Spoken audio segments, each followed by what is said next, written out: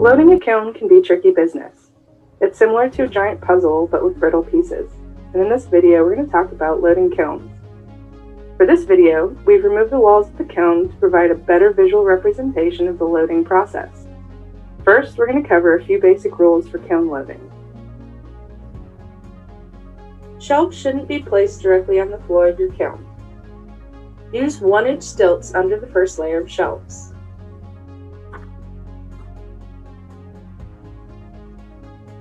Most kiln shelves only require 3 stilts to support them. This tripod creates more stability and puts less stress on the shelves. 4 or more posts often creates a low spot that may create a wobbly shelf and put undue stress on the shelf. Try to space squares at least 1 inch from the elements. Now let's talk about loading greenware. Greenware can touch each other in the kiln or even be stacked with consideration for pressure points and weight distribution. Always place stilts in the same place on each shelf. They should stack directly above the last, creating a column of support straight down to the floor. Placing a stilt without support beneath it will warp and weaken shelves.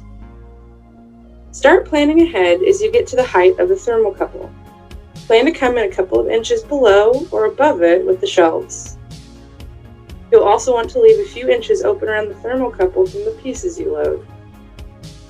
If you have any thicker pieces or those that are not quite bone dry, load them in the outer ring of the kiln.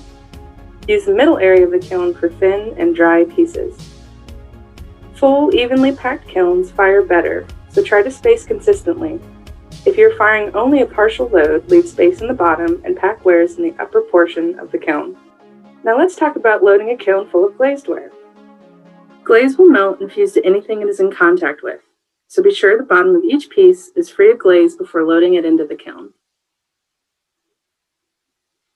Glazed ware should be spaced at least 1/4 inch from one another.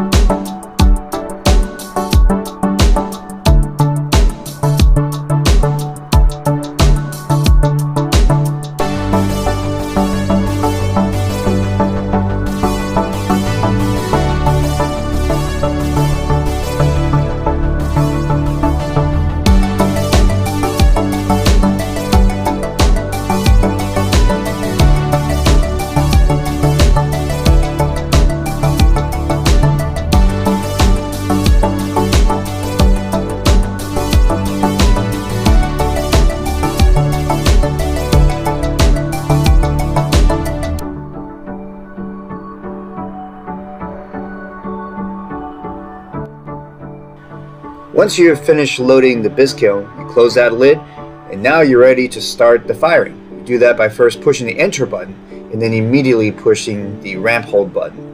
And then you will select program number 2 by pushing the number 2 button.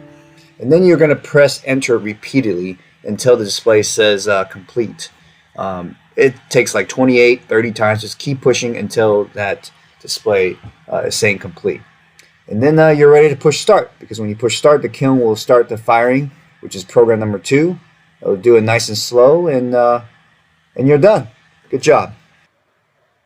Yay.